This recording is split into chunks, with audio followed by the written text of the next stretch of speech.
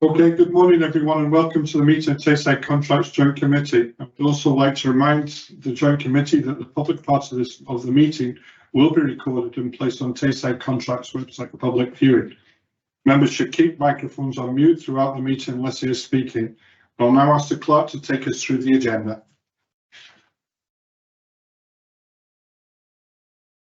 Thanks, Convener. First, I'll take a roll call for the minute. If members could confirm their presence when I call their names. Bailey Williamson. Present. Councillor Lang.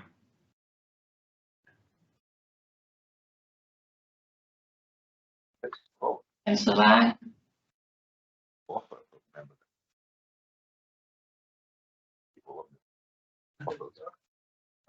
Elaine, we can see him, so he is there. Thank you. Received apologies for Councillor McCall. Councillor Massey. People by population wise. Councillor Massey.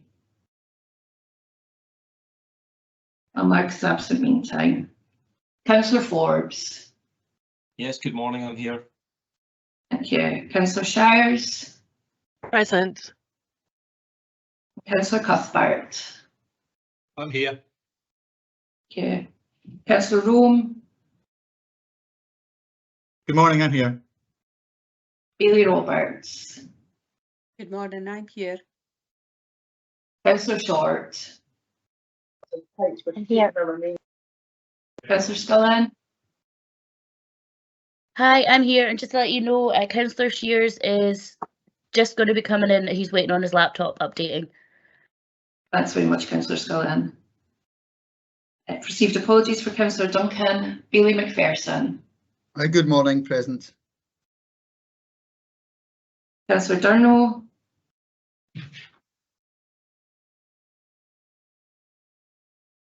Well, Mark is absent meantime. Councillor Kelty. You'll have to go next door and we'll get feedback. Yeah. I'm here. Councillor Meehan. Present. Councillor Shepherd. Present. Councillor Fotheringham. Present. And I've received apologies for Councillor Gregg. And that concludes the roll call. Elaine, it's Councillor Massey's joined online. Thank you. Convener. As have I, Councillor Lane. Thanks very much, Councillor Lane. Item 2 is declaration of interest. Are there any declarations to the agenda as it stands?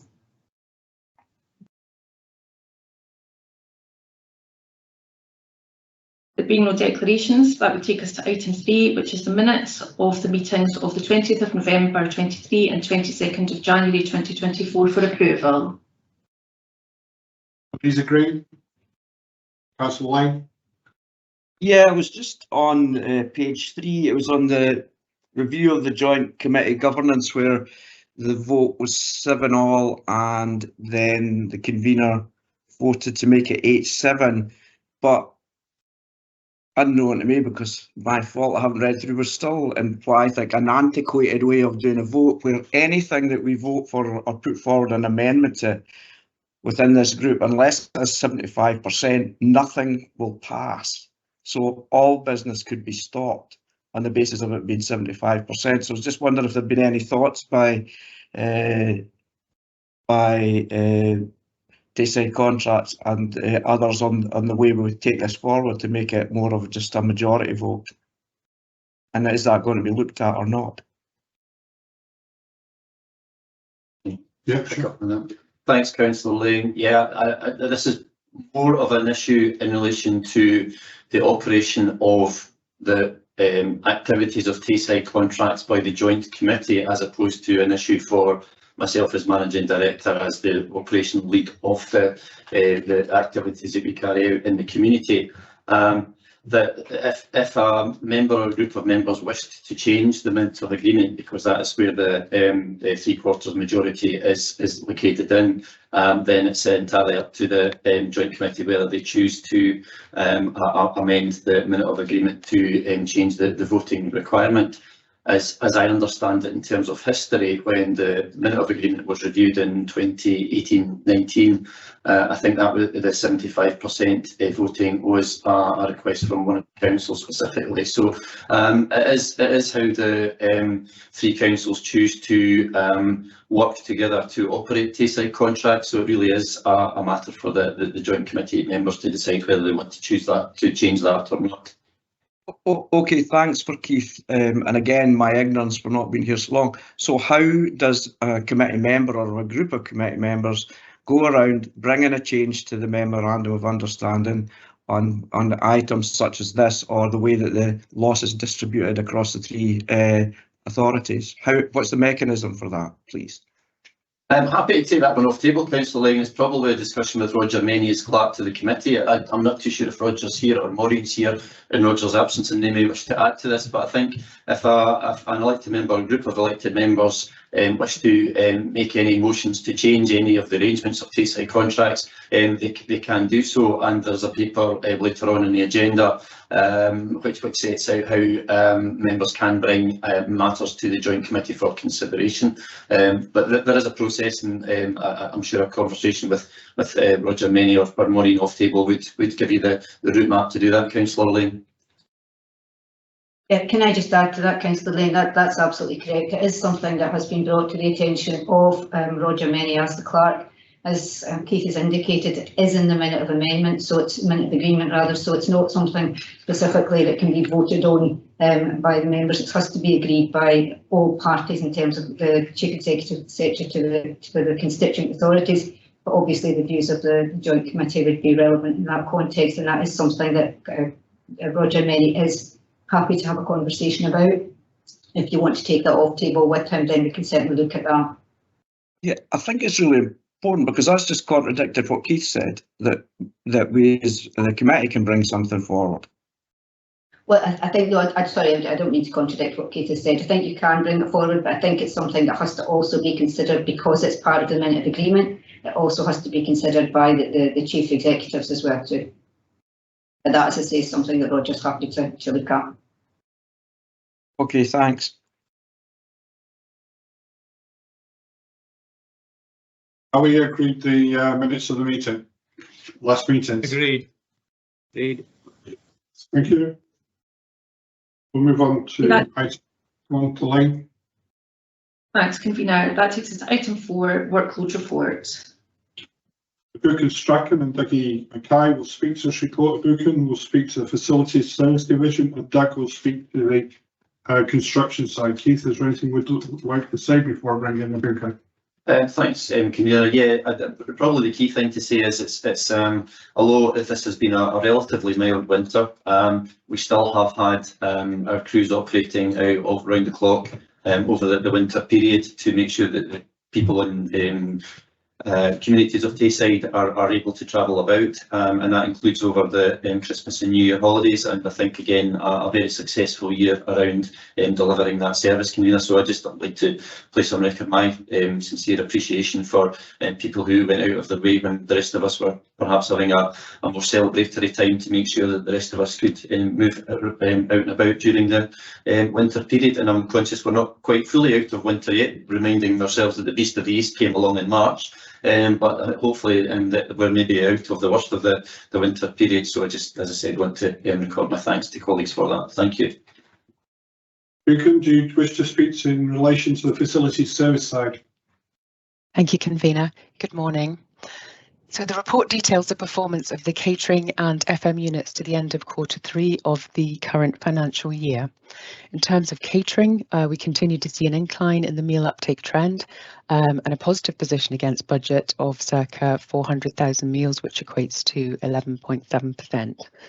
Overall, primary meal numbers are Primary meal numbers are behind budget, however secondary are ahead, despite the lost days due to industrial action, Storm Babette and some other closures due to bad weather. So it's encouraging to note that in comparison to quarter 3 of last financial year, overall daily average meal uptake is up. It's up by 9.2% in Angus, 13.2% in Dundee and 12% in Perth and Kinross. In terms of free school meal uptake, this has increased in primary since the last quarter, but decreased in secondaries. So overall, sitting at 60% for primary schools and 47% for secondary. Community meal service continued to operate successfully in Dundee, and although lunches were behind budget, teas were ahead, so the overall position was 3.4% behind budget at the end of Q3.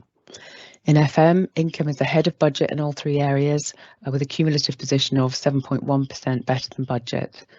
We've continued to deliver full janitorial service, and although recruitment and retention for school crossing patrol points can be challenging, vacancies at the end of quarter 3 were 2 in Angus, 5 in Dundee and 4 in Perth and Kinross. So that's a summary of the Facilities Services Division part of the workload report, and I'm happy to take any questions. Fraser McPherson, so you've got your hand up for a question. Yeah, thanks. A comment and a question, and my question might be, I shall be aware I'm not a substantive member of the Joint Committee. I'm substituting today for Councillor Duncan, who's not quite yet achieved the ability to be at 2 meetings at once, if you follow my drift. I was very pleased indeed to see the pretty encouraging figures overall in relation to school meals, not just for my own authority, but for the other 2 authorities as well. And my comment was really around that, but also a question, which, as I say, other members may know the answer for already, but I will ask it because I don't really know the answer to it. The comment is really around, I had the pleasure of having a school meal at Harris Academy back last August, and I was left with a number of impressions. One, how well the school manage 1,000 or so hungry youngsters coming down for their meal. How excellent the interaction between Tayside contract staff and the pupils is. But above all, the meal was good as well. So I was left with a very favourable impression. And on the back of that, thereafter, I visited and had a tour of Tay Cuisine, and many thanks to Ibukan and her colleagues for a very interesting visit. And what struck me from there was how long some of the staff, they clearly enjoy working for Tay Cuisine. They've been there a long time, take a lot of pride in what they do. And I think it was a very positive impression I was left with.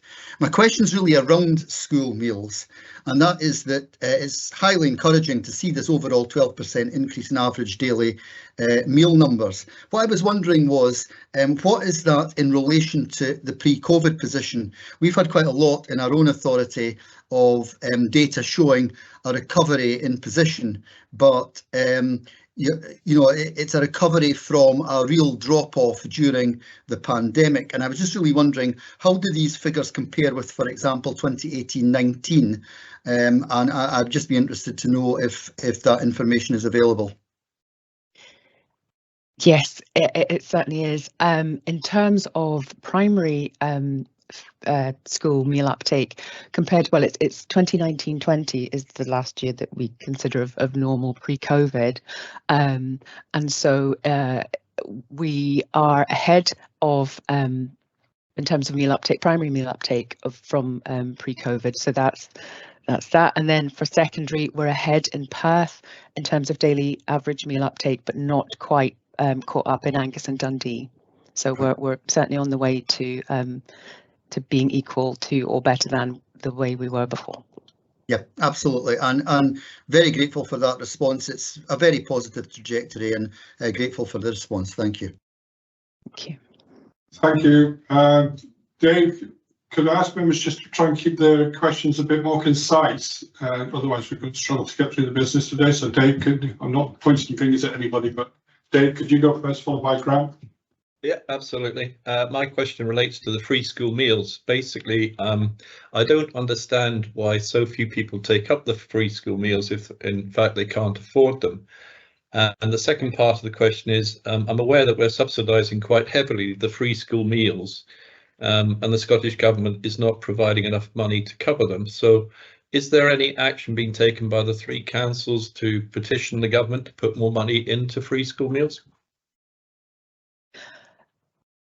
In terms of the first question, Councillor Cuthbert, about the low uptake of free school meals, it is an ongoing challenge. It is surprising, continues to be surprising, that in the current economic climate, more more pupils are not taking up their entitlement to free school meals. However, from the consultation and from the exercises that we've done in the past, the feedback is that some young people just don't find the meals that we serve desirable, in that they are reduced fat, reduced sugar, that they don't taste like the meals that they perhaps would get at home, and so it does continue to be a challenge. However, we try to overcome this by having taster sessions, so that people who don't ordinarily take school meals can try things without committing to taking the school meal, and that has been, well, relatively successful, but we still are behind where we would like to be in terms of uptake for free school meals, and there's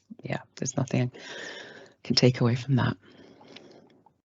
If I may come in on the second point, Councillor Cuthbert, Abuken is a member of something called Assist FM, which is basically the professional association for the facilities profession. So Assist FM have been in discussions with the Scottish Government about the very fact that you're raising that the school meal cost that the Scottish Government provide to the councils has not increased in line with things like significant inflation and pay award. We're not fully sighted on what action councils themselves have actually taken in relation to doing similar lobbying. So I don't think, unless Abuken's got more information than me, I don't know if we're necessarily in a position to answer that question.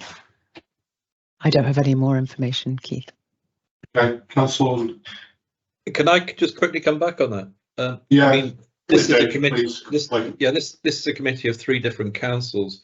I think it'd be useful if the members could actually take it to their chief executives and perhaps work.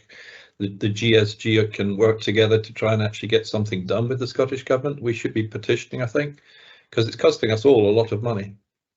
Okay, thank you, Dave. Grant. Thanks, convener. Yeah, it is encouraging to see the school meals ratio going up, but last year we're told that the reason that the loss what we had to pay as a supplement, say, was at such a level because school meal numbers were falling and they hadn't risen as quickly as they should to budget. Now this year, when it's even more of a supplement we had to pay in October from the councils to Tayside contracts, it's because we're selling more meals, because the difference of what is that we are actually charging as an organisation, Tayside contracts, and what the councils are willing to pay isn't enough to make it viable because of the pay award and inflation and food and that. And what steps are we taking to ensure that we get a balance between what a meal actually costs and what we actually pay and parents are paying? Because if we don't do that, it's going to mean every year we're going to have to come up with a supplement at the in October or November. And the way the supplement is allocated means that for a local authority that does less meals and puts less money in, they will have less of the supplement to pay. And I'm really worried about how that works as a business model. So I'm wondering what work's been taken to look at that. If I can maybe start, and please, if I miss anything out, please let me know.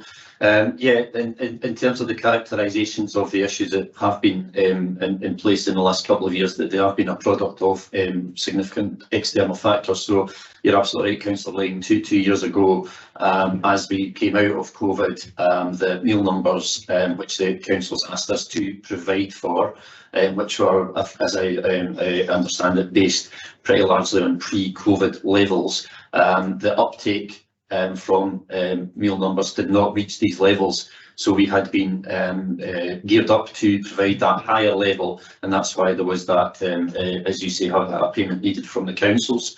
The current financial year we're in is a totally separate situation. I think what we found is the actual meal numbers have come on pretty much in line with what the estimates were, and those estimates were tailed back because of the lessons learned from the previous years.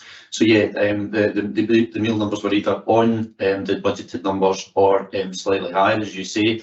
The issue with this financial year that we're in is it's food costs, which were something in the region of 50% higher than, well, sorry, the inflation rate of the food was 50% higher. So that has been the impact. So it's been a bit of a double whammy in terms of the actual cost of the food. But the fact that we have actually produced more meals and sold more meals means there is an additional cost.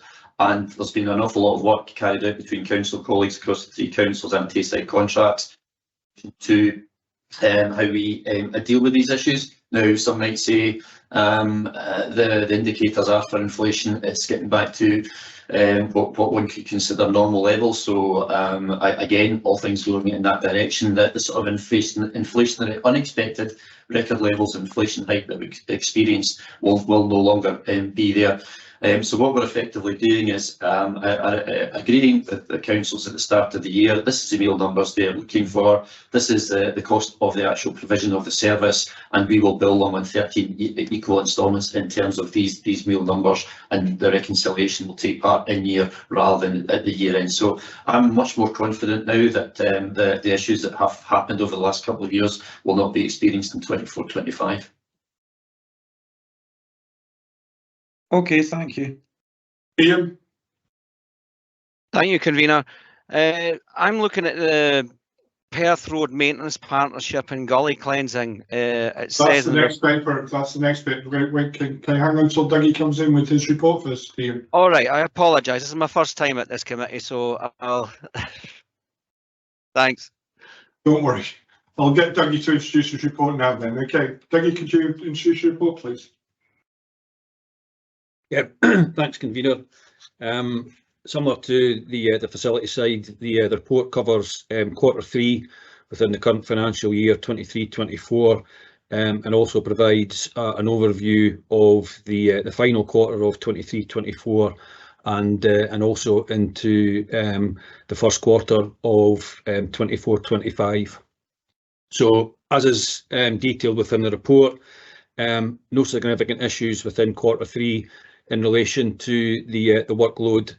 What I would say is, as everyone is aware, significant impact on what we were expecting to undertake due to the various storm events that were experienced, and most significantly across all 3 areas with Storm Babette.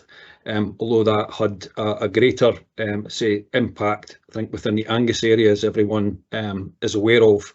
So that has had an impact within Q3 in relation to the 3 key areas that we are undertaking. So the routine reactive works covering gully cleaning, pothole filling, and those types of works, and similarly with regards the capital improvement works.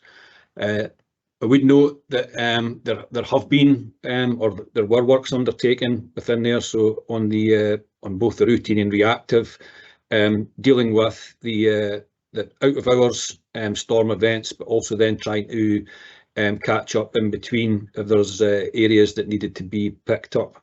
Similarly, within the planned improvements, as noted within the report, some highlights within each of the areas. So within Perth, Blackford to A9 level crossing, there was some footway works, slabbing works within Tay Street in Perth. Within Dundee, Aberlady Crescent carriageway reconstruction was an area, and the NC1 within Angus is another area where we were able to undertake some of the planned works in between these storm events. Within lighting, also areas that they were able to progress with their LED replacements. So works completed. There was Elmwood and Granton Place, Dundee, Slade Road, Kirriemuir, and also a number of installations across the Perth and Kinross area. As was noted by Keith at the outset of this particular report, We have been undertaking, as we always do, winter maintenance activity through the period. A bit of a slow start compared to other years, and I would say up to date to the end of February. We're probably on the lower side of winter activity, which we would have historically carried out. But there was a peak round about the middle to the end of December, which did require quite a number of treatments to be carried out in all the three council areas. And as has been noted, actually undertaking treatment on Christmas Day, Boxing Day, and actually New Year's Day and the 1st. So as Keith has said, for myself as well, a thanks to all those that undertake these activities. When we're generally all tucked up in bed, they're the ones who are out actually treating the roads to make sure they're safe for general public to make safe passage on. So that's the position in relation to the Q3. In relation to the projection for the Q4 and into Q1, positive position with workload in all areas, no issues. The only area that we've got identified as amber, as you'll see within the report, is more to do with the flow of work within the Angus area. So there has been a number of works that have been deferred into 24-25 due to all the work that was required in relation to Storm Babette. The only thing is that we've just not got all the information in detail. So that's why it's flagged up within the Angus area as being amber at this moment in time. But we are working with our council partners in that particular area just to work through that to try and get the flow of information to allow for continuity, planning, programming of works. So that's me, convener. I'm happy to take any questions. Thank you. May I start with Ian Massey? Right, thank you, convener. As I said, I was looking at the Perth Roads Maintenance Partnership gully cleansing, and that we're behind on that. Can you tell me, are you going to reach the annual clean target for this year? It's difficult to say right now if we will reach that. I actually have a board meeting with the partnership manager and other board members tomorrow, so we'll have a better handle of what the position will be to the year end. I think it's fair to say that there has been significant disruption round about, as I say, having to deal with the storm events right the way through. I would probably say from October right the way through to February. So that normal routine reactive is disrupted. It's about what we can do to pick that up, and if it can't be picked up within, if you say the last sort of months of this particular financial year, I'm pretty sure there'll be plans in place to see what we can do to pick that up and make sure that the cyclic frequency can be achieved and maintained. I'm well aware of we've had additional resources within the Perth and Kinross area over the last year on a couple of months as well. Thank you. Thank you. Dave Cuthbert. Thank you, Kevin. I've actually got two questions, so I'll start with the first one and I'll come in with the other one later. It's to do with cleaning. I presume I'm right at the right point to ask this question, but I note that each of the councils is ahead of budget, which I'm a bit confused about because I thought that the service was ordered each year and then delivered at the agreed price, so I couldn't quite work out how it had gone up.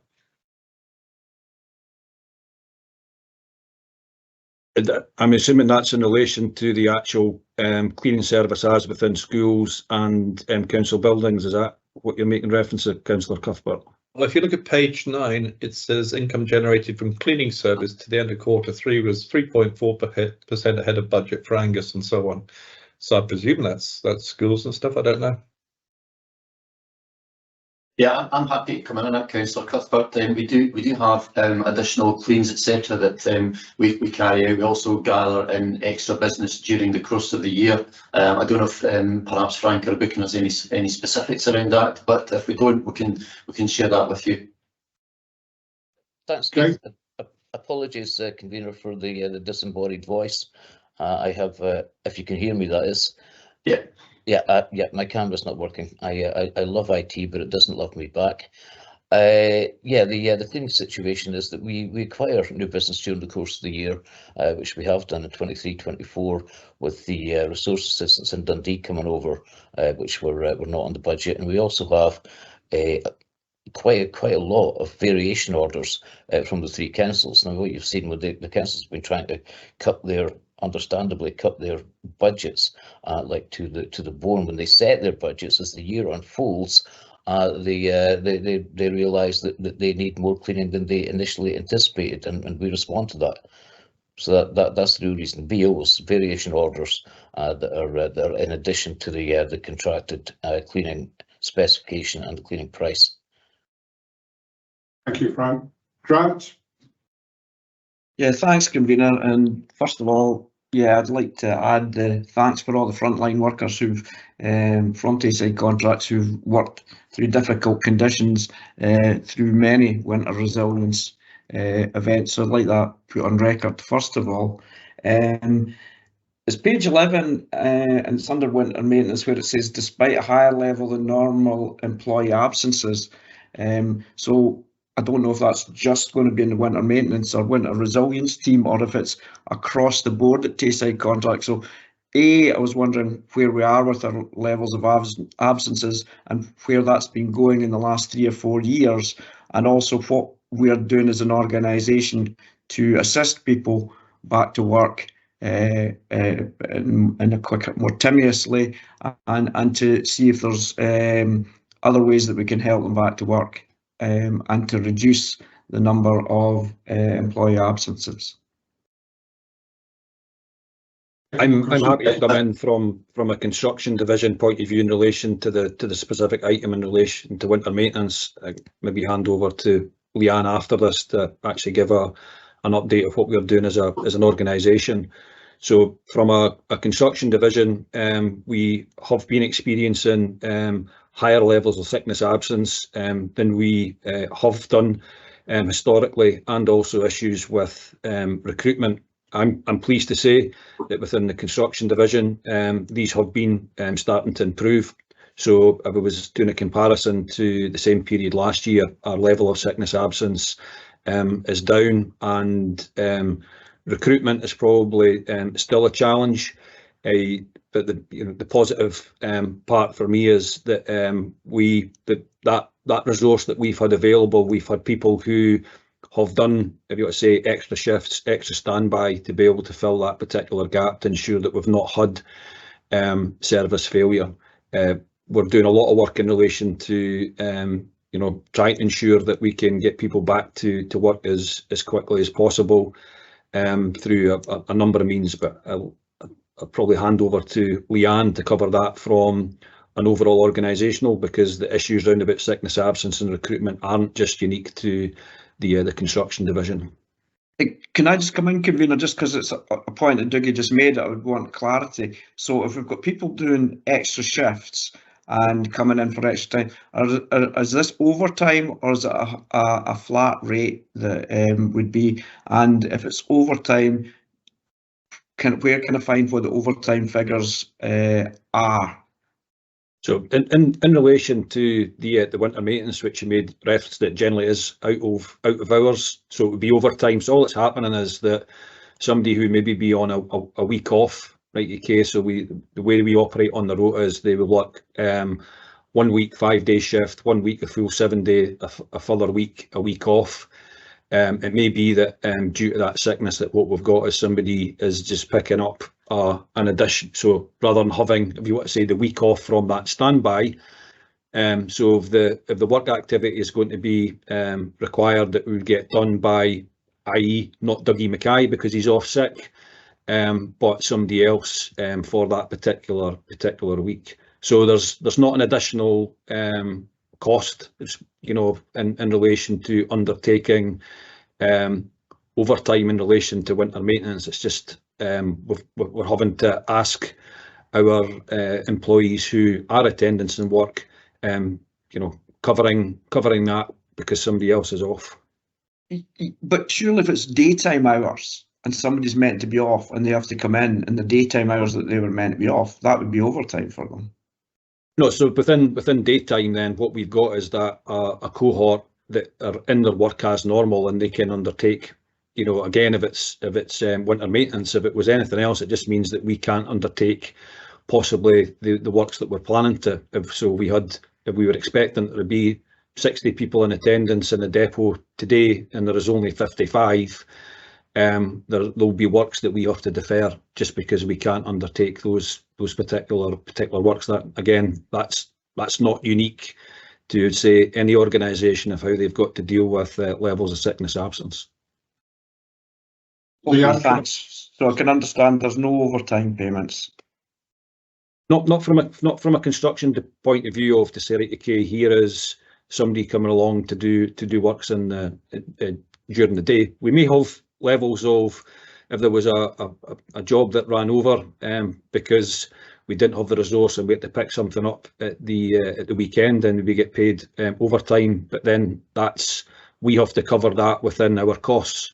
So for example, if we are undertaking works and it's on a rate, we only get paid the rate that is for those particular works. How we then resource that is up to ourselves. So we'd reduce potentially the level of, if you want to say, profit that we make on those particular types of works.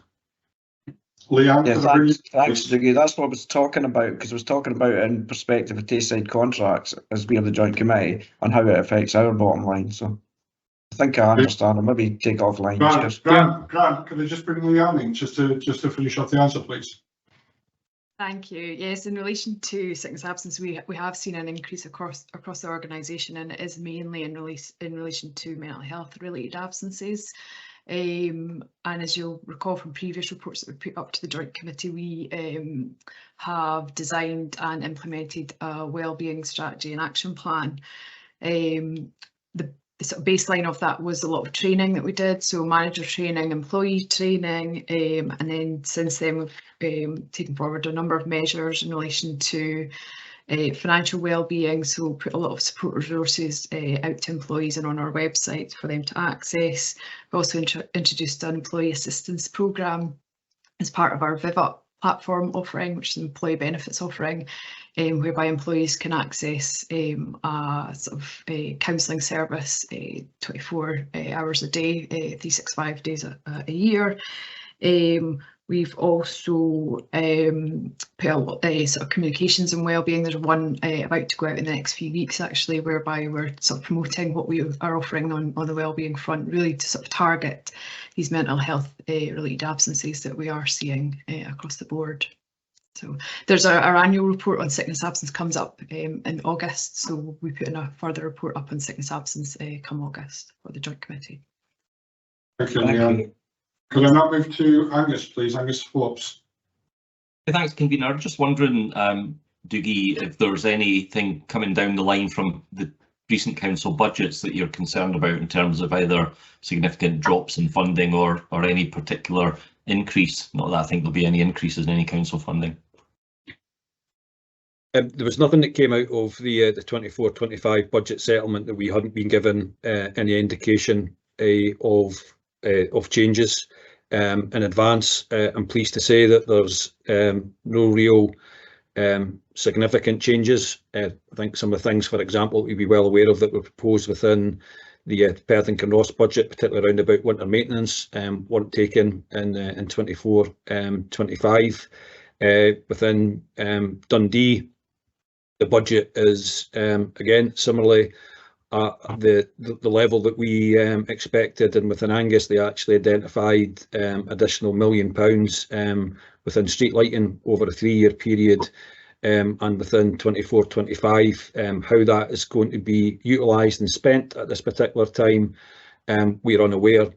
What I would say is that the reality within the construction division, that we then have to go out and find external works to fill an income gap, round about £1 million to £1.5 million to ensure that the resource that's required for the out of hour service, so not just winter maintenance, to be able to deal with the flood events, etc., are able to be maintained. Thank you. Thank you. Dave, I'll make this the last question on this paper. Dave? Thank you. Yeah, my question relates to page 10, school crossing patrols. I note that there are 2 vacancies in Angus, 5 in Dundee and 4 in Perth and Kinross.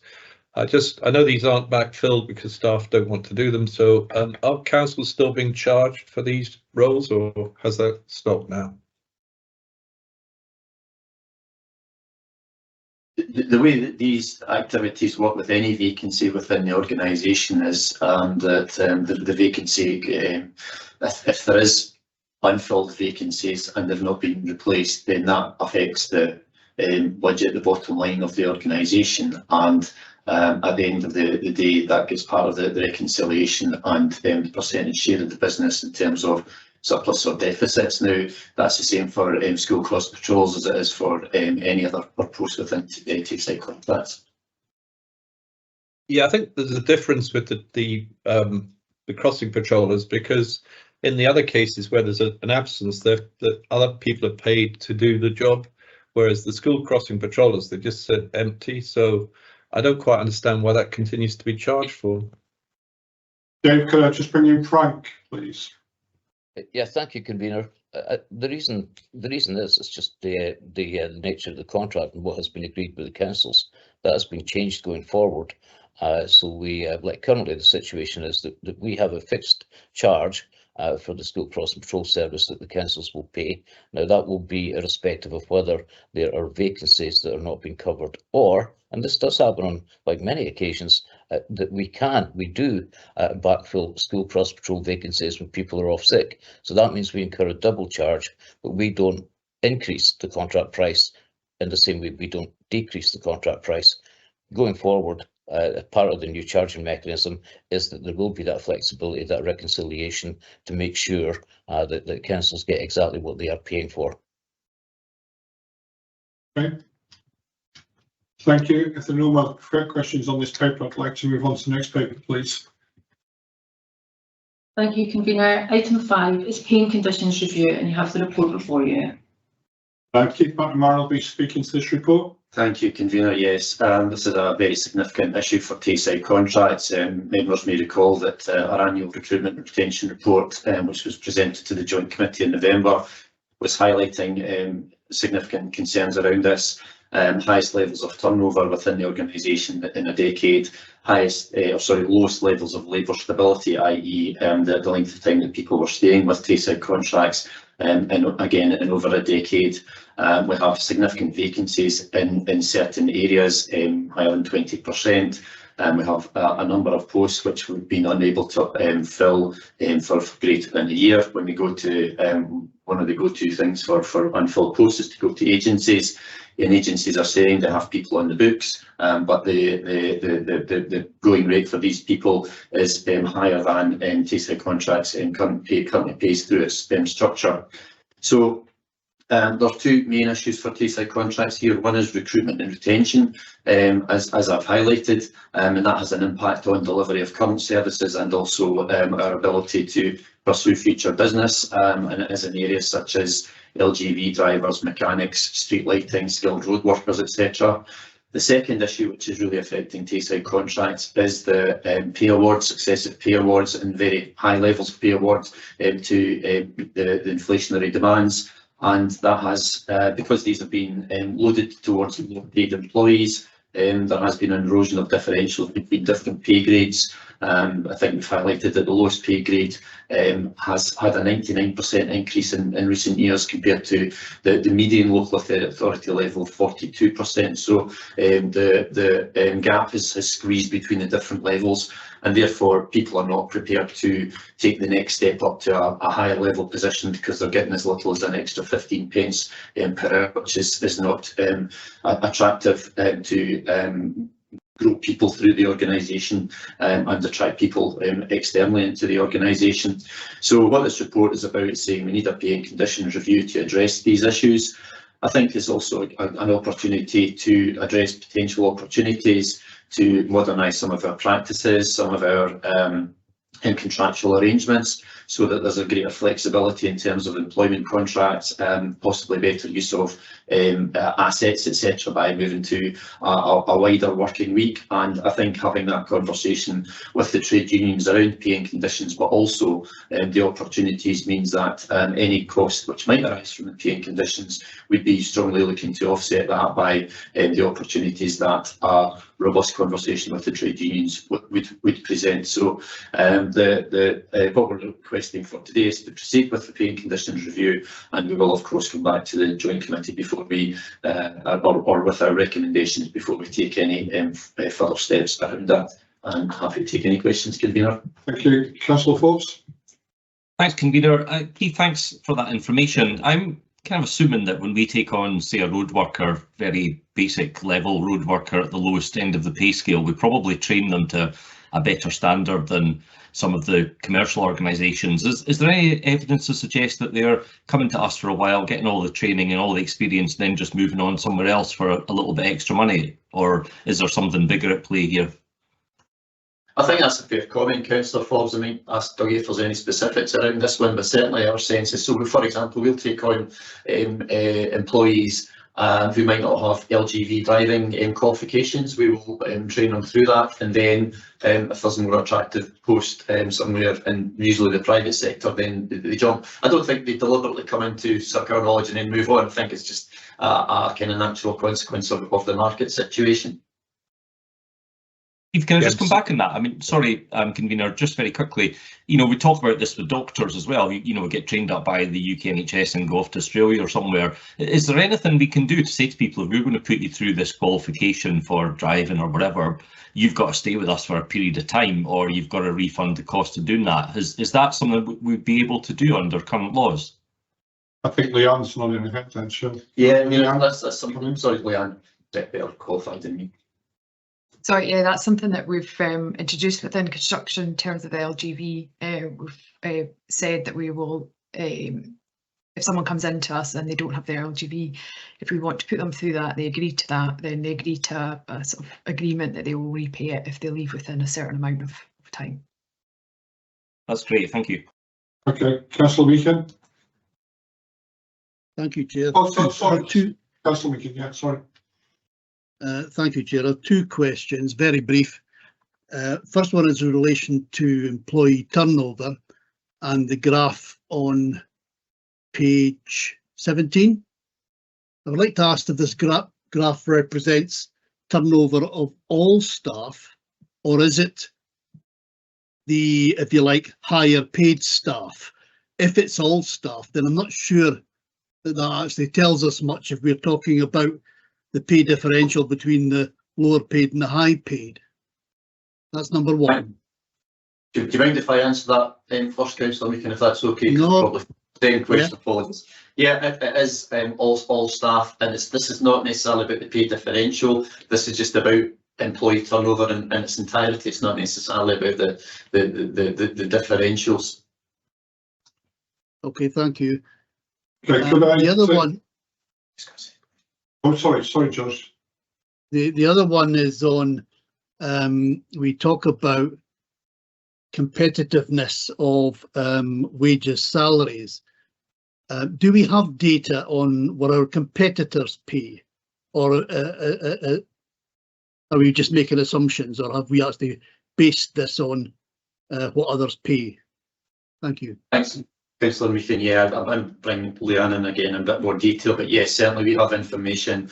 A lot of comparator information is available through other local authorities because that is publicly available through job adverts, etc. And we can point to multiple examples of where other local authorities and public sector organisations are paying more for like posts. The other area of intelligence that we can get from that is as I mentioned earlier, about agencies. When we go to agencies, they are coming back and saying post like mechanics, we are paying below what the expected market rate is for that. Very difficult to get data in terms of the private sector. It's a bit more restrictive, but certainly from local authorities and from employment agencies, then there's several points of evidence which demonstrate we're not at the same level as other organisations.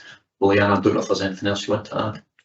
Not really. I suppose the only thing I would add is that as part of this review, if it was agreed that we would do more of that, we would go out to more organisations and try and find out more information, because as you say, the stuff that we've got just now is fairly limited, especially in the sort of private sector. It's very difficult to get their information. Thank you. Thank you. Pete Shears. Yeah, thank you. Something that kind of jumped out to me when you were introducing the item there was the use of the term flexible contracts. I'm just really looking for reassurance and a bit of a commitment that flexible contracts doesn't mean we'll become an employer that has a kind of base of employees on very low hours or no hour contracts used to fill the gaps when gaps emerge. I know a lot of companies have been moving toward that, but I'd just like some reassurance that all of our staff are going to have secure, stable contracts where they're guaranteed X amount of hours in the week, depending on their needs. Yeah, I'm happy to give you that assurance, Councillor Shears. Yeah, absolutely. This is more about flexibility in terms of maybe more weekend working, so that, for example, the move to better utilise our assets over, say, a 7-day period or longer shifts, rather than actually going into things like zero or minimal hours contracts. That's not on the agenda whatsoever. Thanks very much. Okay, Councillor Cuthbert.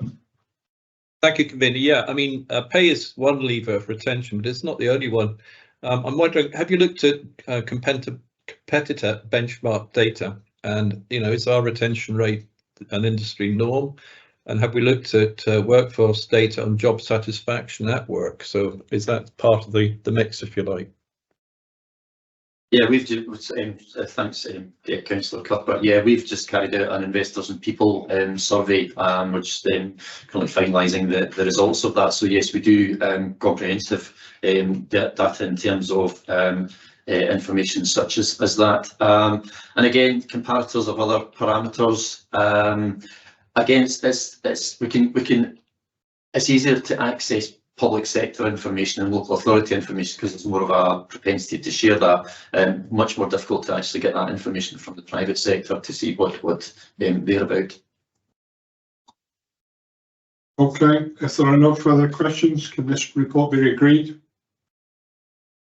Lots of nodding heads. Yes. Okay. Okay, Elaine. Can we move on to the next item, please? Thank you, Convener. Item 6, climate change progress update, and this is for approval. Thank you. Keith will be speaking to this report. Thanks, Convener. Yeah, this is an annual update report. I think what this report demonstrates is steady progress with a lot of our climate change actions from our climate change plan, which we launched a couple of years ago. So in terms of the background detail in the appendix, we reckon we're at a green status for 21 of the actions, we're at amber for 7 of the actions, and I'm pleased to report there's 0 reds in terms of progress. A couple of highlights if I pick these out for you. And we now have 31% of our small fleet on electric vehicle. We carried out a pretty extensive exercise in terms of fuel consumption. We're delighted to see that our fuel consumption reduced by 3.2% and our CO2 levels of emissions dropped by 10%, which was very gratifying. And the third one I'd highlight, as part of our climate change plan, as part of our annual Tayside Excellence Awards, we introduced a category on climate change and sustainability. That was won by our central production unit at Tay Cuisine. And the thing that really featured for me was the proactivity in that team. They've changed various processes in such that they now no longer need 13,000 plastic trays because of what they're doing, and also reduced by nearly 190,000 sheets of wax paper, which otherwise would have just gone straight into the bin. So I think there's a lot of positives in terms of what we've managed to achieve. There are a few areas which, just due to other priorities and also turnover of staff, that we've maybe not progressed as much as we want, but I'm reassured to see that progress is now being made on these ones, and I welcome any questions. Okay, Fraser McPherson. In terms of the information at 5.3 regarding the pilot trial, I think it's about the fourth bullet point down, the pilot trial in Perth, Ross and Dundee to analyse plate waste of discarded food. Can I just ask, to what end? Is this with the intention of altering menus if it's quite clear there's a particular thing on the menu that results in a significant amount of food waste? And also, I assume that currently all discarded food is recycled. I can maybe deal with the first bit and perhaps in terms of the detail. I think it's a very fair point, Councillor McPherson. What we were able to find is we could get good data in terms of food waste, etc. At the production end of our activities, because that was effectively in our control. Plate waste is more complicated because the waste goes into the actual school waste system, as it were, so it's not directly under Tayside contracts control. So we wanted to get a handle on, and that's why we're doing these trials, to get an assessment of what the plate waste actually is, and will it raise questions such as you're highlighting, such as menu choices which are less popular, etc. So yeah, that's a part of it, but it's just that overall, what can we do more to improve our sustainability and recycle more? And to the best of my knowledge, I'm pretty sure that our food waste goes into the sort of composting services of the councils, but I might just ask if we can confirm that, if that's okay. Yes, Keith, it does. Yeah, that's correct about our production waste, and yeah. Thanks for the responses. Serena Cowley. Thank you. Yeah, so funnily enough, that was similar to one of my questions, I guess, just asking whether it's possible to explore any further collaboration with the schools to ensure that there are facilities there that minimise the need for plastic bottled water at our end, for example, so we know, you know, that we don't actually need to provide that in some circumstances or what have you. My main question, however, was just around the way that you are rating the different goals. So obviously amber, green and no reds, which is great. And that's really encouraging and clear in one way. I just wondered if, given the time, resources and constraints on everybody at Tayside Contracts, is there a way of ranking it so we could target the thing that does most to tackle climate change? Do you see what I mean? So instead of just having red, yellow and green, actually maybe pump most effort into the areas that do the most in objective terms? Because often I think what people do is they quite rightly raise issues like we've saved these plastic trays, but when really what would do most to affect climate change is perhaps tackling the emissions from vehicles or whatever. So I wonder if there's a different way of ranking that. Yeah, I think that's a very fair point, Councillor Cowgie, and I'm happy to take that forward in future reports. Also, one of the things that we are progressing, not as perhaps as quickly as I would have wanted, is performance indicators around climate change, which we now have drafts of, and that should feature in future reports. But I totally take your point. You want to be focusing your attention on those things that have the greatest impact. So happy to take that point on board. Thank you. Angus Forbes. Thanks, convener. Apologies, Keith. This is a question I should have submitted to you in advance. I'll totally understand if you don't have the answer here, but I only thought about it a few minutes ago. And we know in Perth and Kinross, for example, that the whole public sector accounts for 2.9% of carbon output. I'm assuming, therefore, that Tayside Contracts is within that 2.9%, given that we're largely a public sector body. So does that, A, am I right in that, and B, does the same apply across all of the Tayside Contracts operational areas? And I guess a third little question on the end was, do we actually know what our carbon output is? And if you don't have the answer, I totally understand, we can follow it up another time. Yeah, if you don't mind, Councillor Ford, maybe follow that up another time. I know the figure you're talking about because I was heavily involved in that when I was with Perth and Kinross Council. We'd probably need to speak to colleagues in the councils as to how they get that figure together. So I'm not too sure on that. And in terms of carbon output, that's where we want to work towards with our performance indicators, so we kind of capture all our carbon outputs. But you know, I think the point you're making, Councillor Cowdie's making, is about those big ticket things such as transport and and emissions from things like buildings, etc. That's where we want to go. So we want to be in that position where we can say our carbon output is this, and we aim to have it by future years.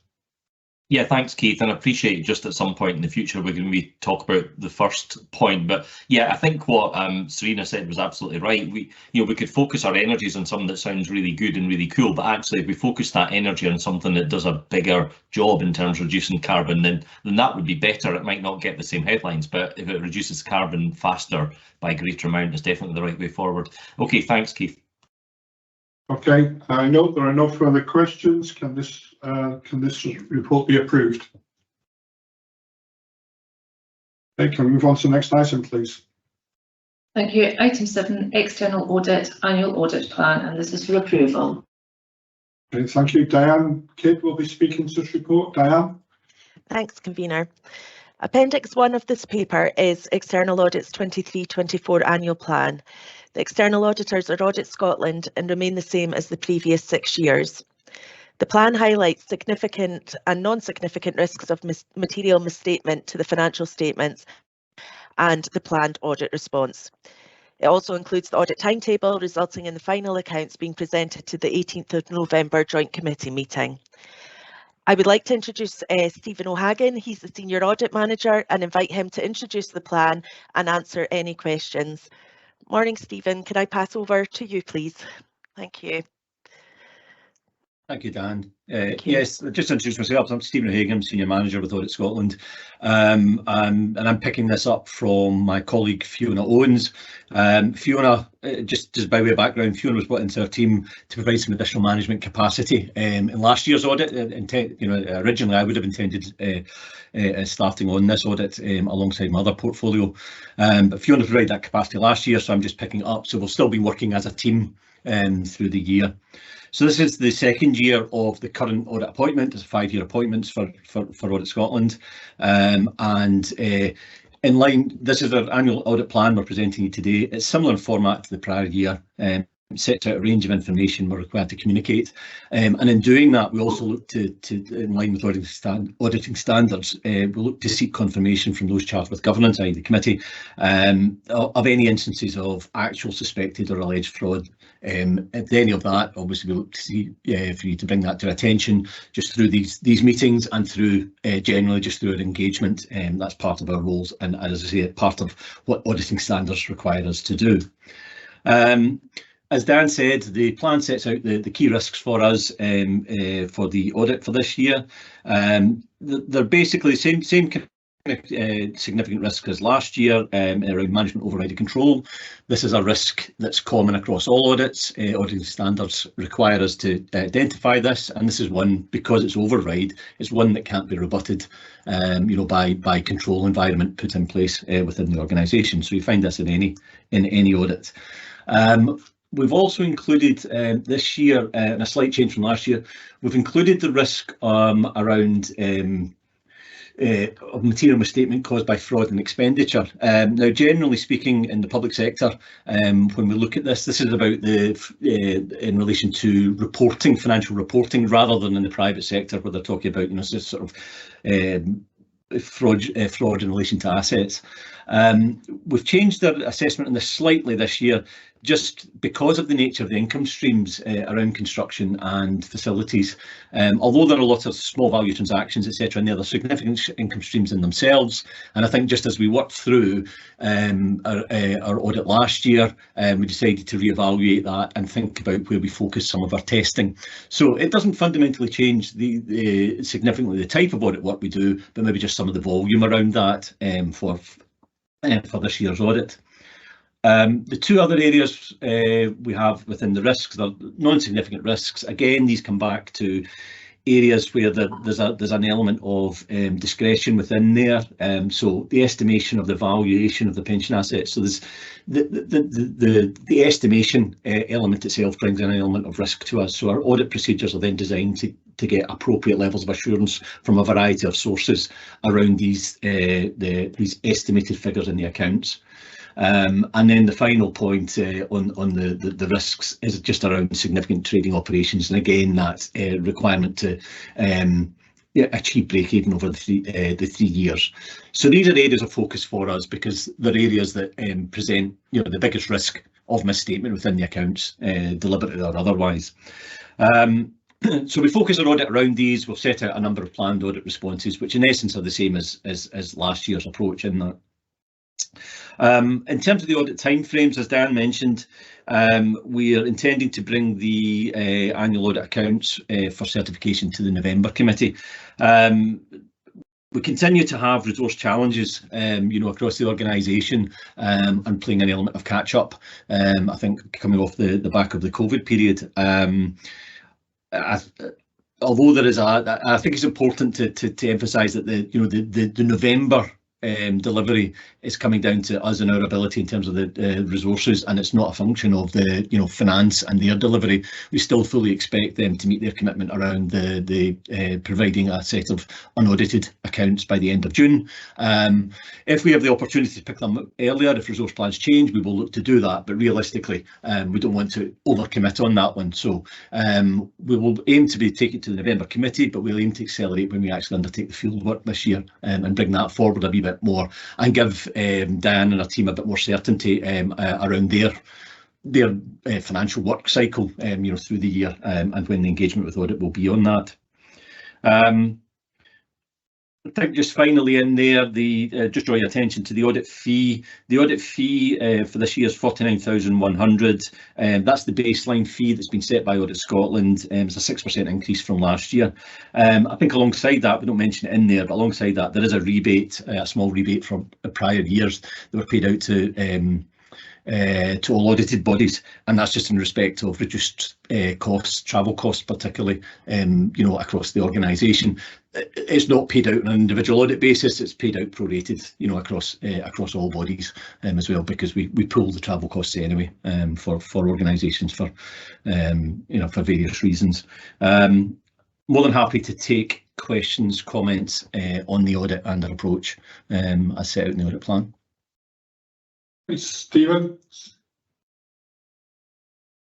Thank you, Chair. Hello? Yeah, we can see you. Hear you. Yeah, thank you, Chair. It's just going back to the dates you mentioned for audit reporting. Now, obviously, you've caveated that you've given the reasons why this is going to be late. I just want kind of confirmation that there's no negative repercussions for Tayside contracts from going for the later date. Yes, no, I understand that. No, it's a rather strange situation for the legislative date that applied is actually for the submission of the unaudited accounts for the end of June. Normally in the local government sector, we would look to then have the audit signed off for the end of September. That would be the norm. That's a target date that's been set by our planning guidance, and it is actually just a target. There will be no repercussions. This is a position we've found ourselves in the last couple of years, and we're just stating up front that actually the delivery aspect is around us and the resourcing side of things. So it's not a matter that would be highlighted, coming off the back of this, that the November sign-off is an issue because it was a late delivery by the audited body.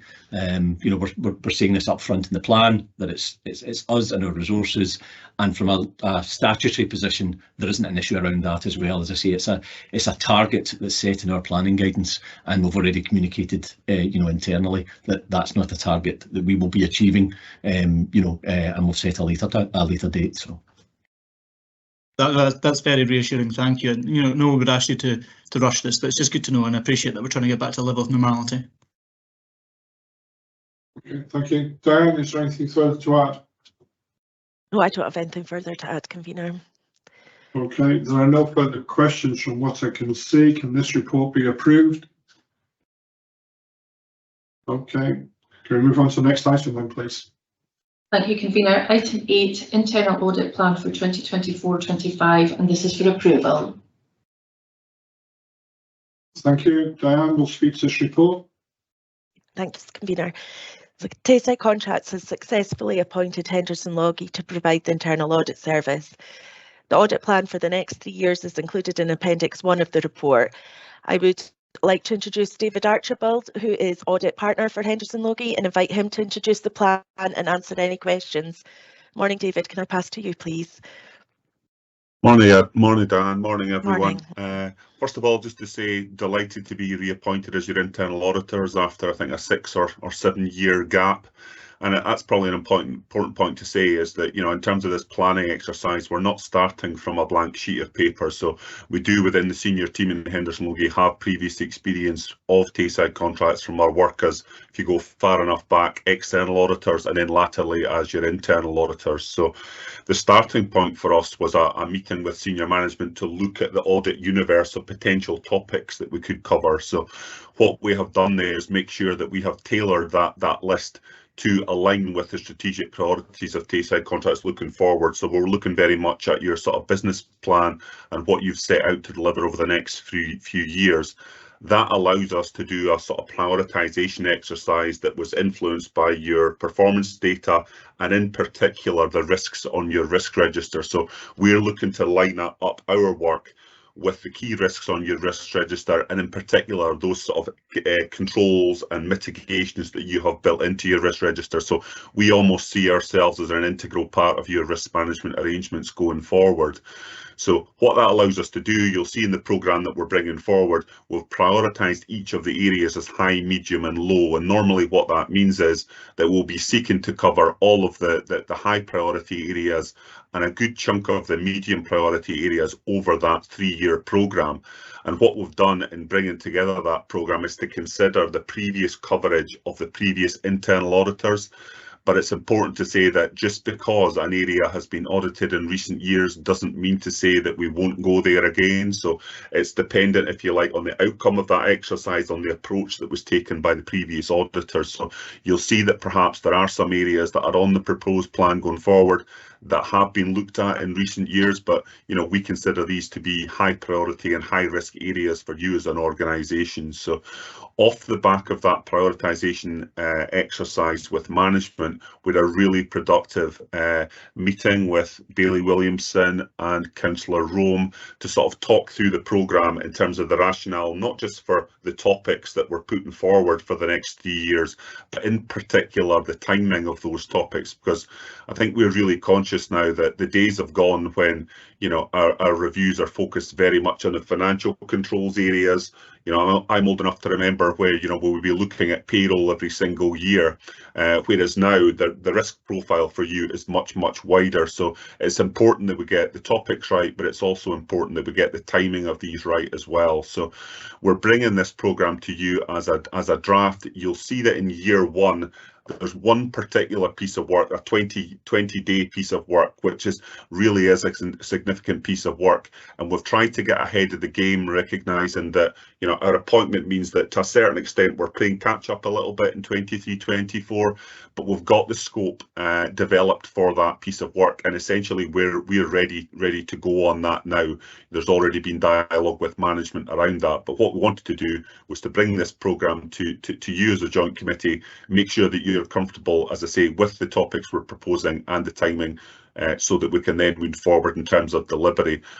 In terms of next year and the year after, so 24 and 25, we'd be looking to bring the draft plan to you much earlier in the programme, if you like.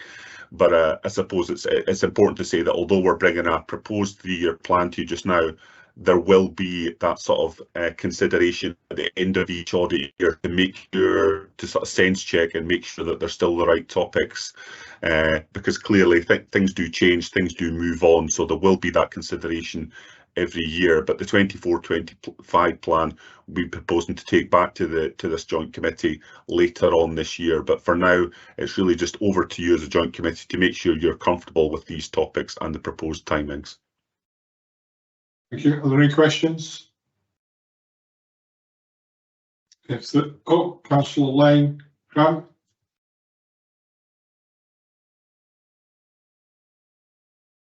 Grant, you're frozen.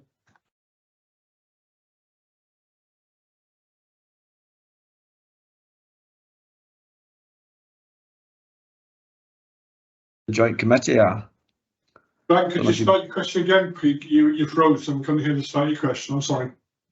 No, that's fine, thanks. I was asking about what's the reporting mechanism from the internal auditors to report back to us as committee members, and if the 23-24, I think we've only got about 20 days left of 23-24. When will the reports to, you know, that have highlighted their stock management, etc., when will we see the outcome of that audit? I can respond to that one, Councillor Lane. Yeah, all internal audit reports are a matter of course are reported to the Joint Committee, and as David has highlighted, there is a bit of a lag time in terms of 23-24, so some of these reports will lead into 24-25, but it's basically, as far as I'm concerned, once the internal audit service has carried out its work and the review has, so the report has been concluded, we will submit it as soon as possible to the Joint Committee. Thanks. So that would mean that the ones that are highlighted for 23-24 will come to the next committee. Again, all things going well, I'm seeing nods from David and Diane, so that gives me more reassurance than perhaps I have. Assuming that we can conclude the work, Councillor Lane, yes, it will come to the next Joint Committee. Yeah, I think it's good because the more timeous that we receive the outcome of an audit, the quicker as an organisation we can make any changes required. There's no point having it a year after the audit's been taken because things move on. So I'm very happy to see that it will come immediately after the audit's been completed. Thanks. Thank you. I don't see any further questions. Can we approve this report? Okay, can we now move on to the next item, please? Thank you. Item 9, scrutiny role of Joint Committee, and you have the report before you. Thank you. Keith will be speaking to this report. Keith, would you wish to introduce this report, please? Thanks, Convener. Yeah, this is an issue with a variety of views amongst Joint Committee membership, views ranging from some Joint Committee members about the need to have a separate scrutiny subcommittee of the Joint Committee. Conversely, other members feel that the current role of the Joint Committee in scrutinising Tayside contracts is sufficient and there are existing mechanisms already in place to raise any issues of scrutiny. The clerk to the Joint Committee and myself have been exploring ways to give some more strengthening to scrutiny, and 3 options are presented in this paper. One is to use the existing mechanisms already in place, i.e. effectively no change. The second option is introduce a small change to the delegated powers to the Managing Director, so that the Managing Director, in consultation with the Convener, can refer matters of scrutiny to either the Joint Committee or the General Purposes Subcommittee. And the third option is the Scrutiny Subcommittee option, which has been previously mooted. The recommendation, I'll say that again, sorry, the recommendation in the paper is the second option, having consulted the Convener and Vice Convener around this. Although the mechanisms are still in place, we feel this is a way to strengthen the scrutiny arrangements as a response to members' concerns, and if approved we would keep this issue under review, and if changes are required in future, if the proposal does not meet the needs, then this can be revisited. I'm happy to take any questions. Angus Forbes. Thanks. 2 quick and linked questions. Keith, am I right in saying the only difference really between 1 and 2 is that you could, as the Managing Director, refer something to scrutiny, but in terms of us as members, there's really no difference between options 1 and 2. Is that the case? That's pretty much the case, Councillor Forbes. Yeah, I mean, and again, if and I would not like to think this would ever be a scenario, but if a Joint Committee member came to myself and said I would like subject X to be taken to either the General Purposes Subcommittee or the Joint Committee, and I flatly refused, the Joint Committee member would still have the existing mechanism, so they could put it forward in terms of the existing provisions under the Minute of Agreement and indeed the Standing Orders. So, you know, there is that sort of fail-safe, as it were, for Joint Committee members if they ever felt, heaven forbid, that I have not been listening to them. I'm sure that would never be the case, Keith. But I mean, I don't understand the addition that you can put stuff to scrutiny, because presumably you could take an issue to any of the conveners and say, I think we've got someone we need to deal with here, and it could go to scrutiny through the existing arrangements. But what's the reason for you specifically being mentioned in the second option? I think it's just a case of formalising and strengthening that scrutiny assurance that it's within the delegated powers of Managing Directors, and also I think a key piece around this is communication, so the Joint Committee members know that if they have a concern with a scrutiny matter, they can come to me, and there's a formalised documented route of taking this forward. I take your point. It's not perhaps a world of difference from the current status, because I would like to think that if somebody was sufficiently exercised about a subject and wanted it on the Joint Committee agenda, I don't think I would be in a position to want to object to that anyway. And finally, do we have to go through the change to the minute of agreement to make option 2 happen? No. Thank you. No. Councillor Cuthbert. Yeah, thank you, Convener. My question relates to page 61, paragraph 5.4. It says that the change would need an amendment to the minute of agreement and the standing orders. I couldn't quite understand that, because clause 11 of the minute of agreement says that the Joint Committee may appoint from its members such subcommittees as it may from time to time consider necessary or desirable for the exercise of its functions. So I couldn't understand why there would need to be a change or an amendment to the minute of agreement. So perhaps someone can explain that to me. I can pick that up with the clerk, Councillor Cuthbert. I think the fact that there was a specific request to have a specific scrutiny subcommittee, perhaps I'm not wishing to second guess him here, but perhaps that he thought that that would be better to be more explicitly stated definitively in the minute of agreement. However, I take on board your reading of the minute of agreement. There is that scope that you can set up other subcommittees. It's more a kind of committee clerk issue. If you don't mind, I'm happy to take that off table and have that conversation with them. If you could come back with that, that'd be useful, because I don't like reports to say things that I don't think are right. Okay, thank you. Martin Shepherd, followed by Stephen. Thanks, Convener. Just a slight concern on this paper, where it's maybe harps back to what Councillor Lang mentioned at the start of the meeting. You know, there was a vote and 75% was required. There's a vote which was the majority for the scrutiny committee to be formed, which on the day was the majority of members, including the convener's vote. But now this has been put forward as option 2 because it's a recommendation. It doesn't require a 75% threshold.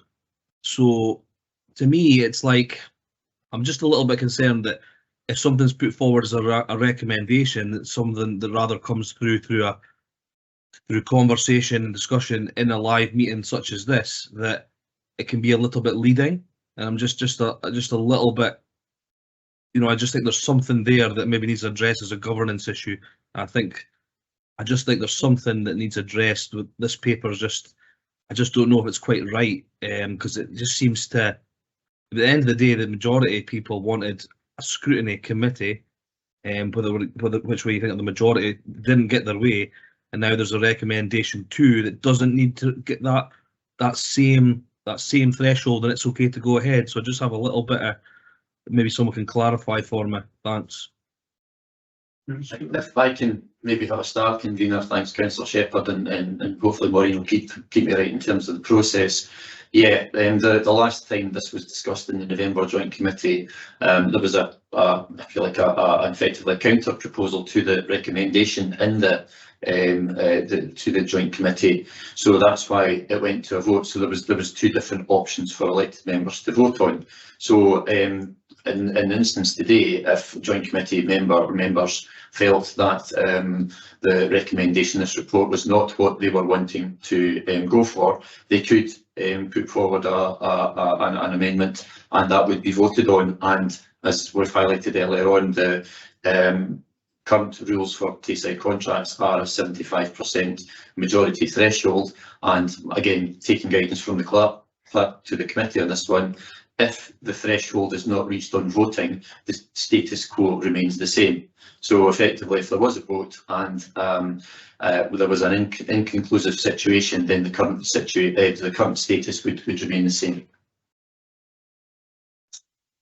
Stephen. Thank you, Chair. I'll try and summarise my position, and I'll try not to be too long. I think I've been consistent, and you've been consistent, Chair, on wanting the most democratic means possible of taking things forward. And to that end, I think the recommendations in the report are a fair compromise between what members have been after.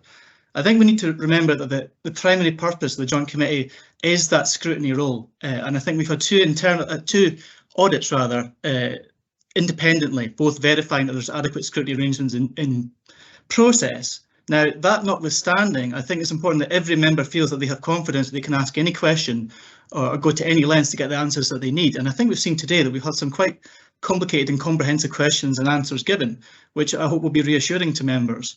But again, we've got proposal ahead of us for more tools to give members that confidence. We can see from the appendices that we've got here the current status quo and also amendments that are coming forward in terms of the flowchart that's there, in terms of the proposals that are in this paper, and also in terms of the dashboard that's proposed. So I do think that we've got adequate current arrangements, but I'm happy with the compromise that's put forward in this paper to encourage members and just to remind members of what rights they have to bring things to the Joint Committee.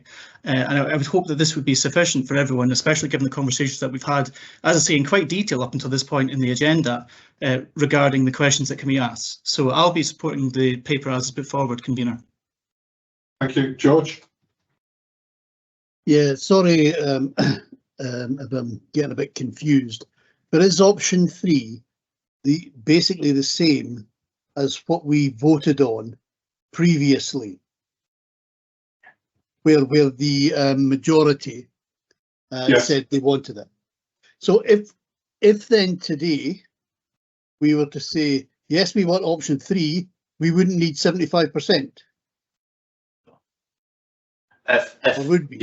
If you wanted to put forward option 3, Councillor Meakin, or anybody wanted to put forward option 3, that would be an amendment to the paper. It would go to a vote, and it would be a 75% threshold in terms of the vote. Can I bring Elaine in, please? Elaine? Sorry, yeah, Billy Williams, it's myself that wanted to speak. Keith is absolutely right. If there is a motion today or an amendment, the 75% rule still applies for that voting.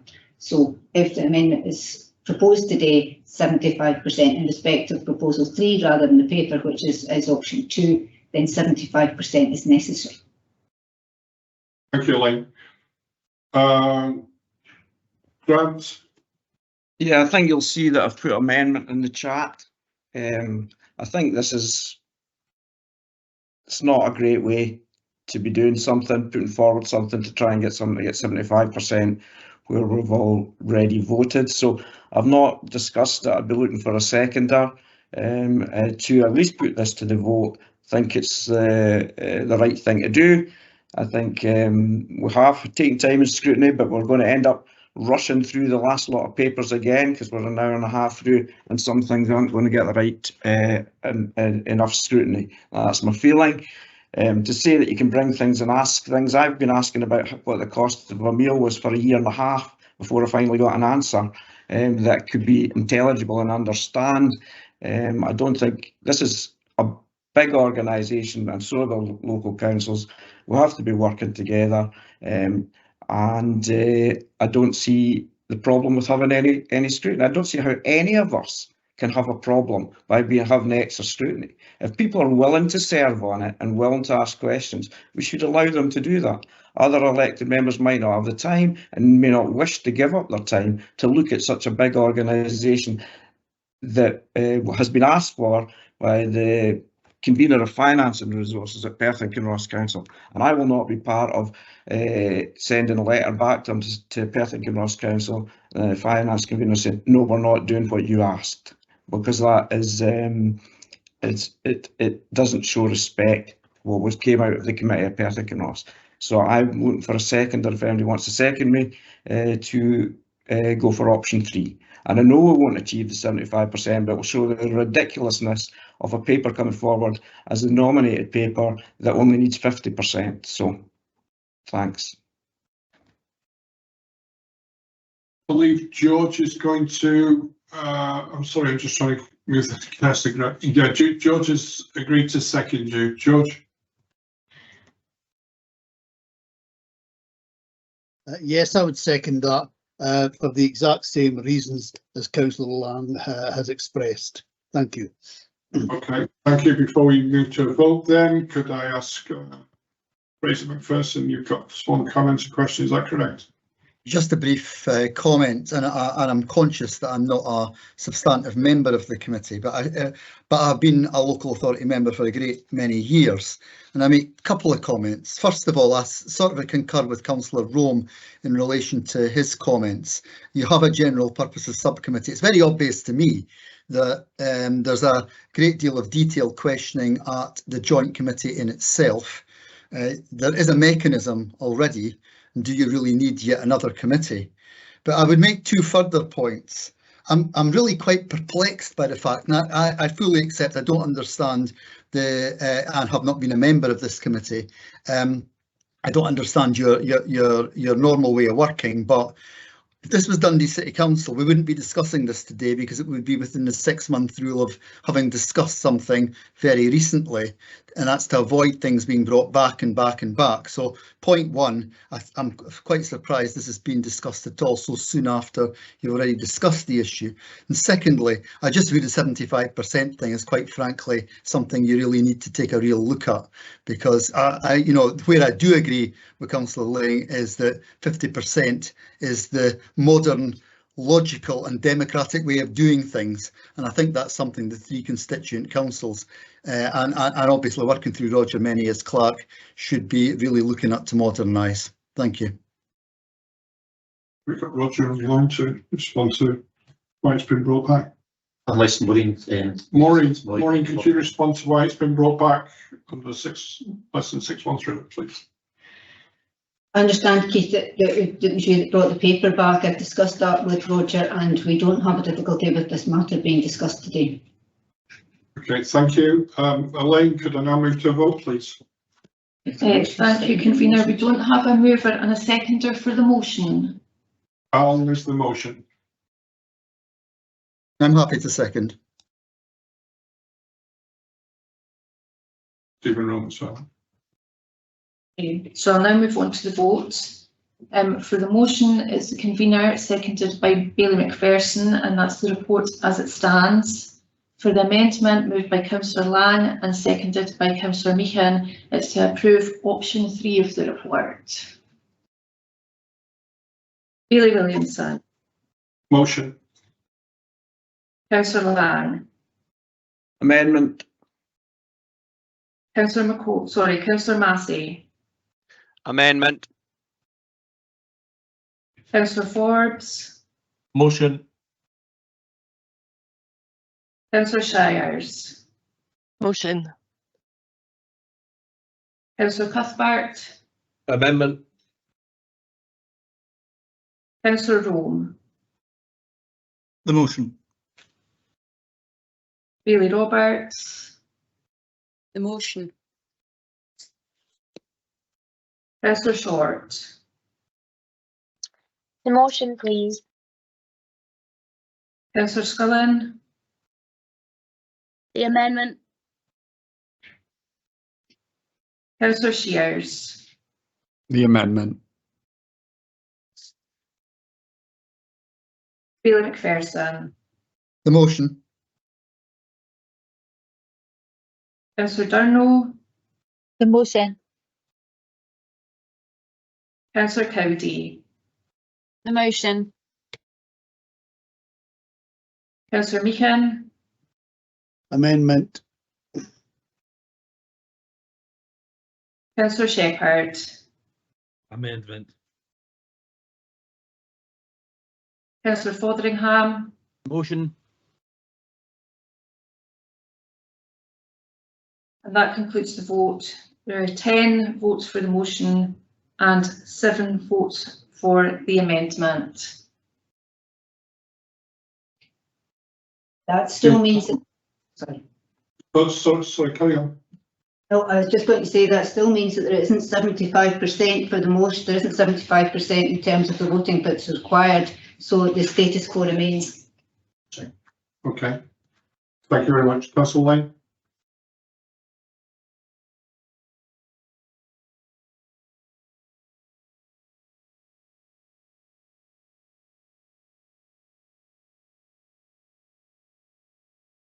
You were muted, Grant. No one heard what you said. Okay, I would just like my dissent recorded to the decision. Thank you. Thank you, Grant. Okay, can we now move on to the next paper, please? Item 10, date of next meeting. Thank you, Convener. Item 10 is the date of the next meeting, 17th of June 2024 for noting. This date be noted. Okay, can we move on to the next item? That concludes the public part of the agenda. We've now asked for agreement to exclude the press and public for any remaining items. This is agreed. Okay, I would now ask that all members of the press and public who are present now leave the meeting and the clerk stop the recording.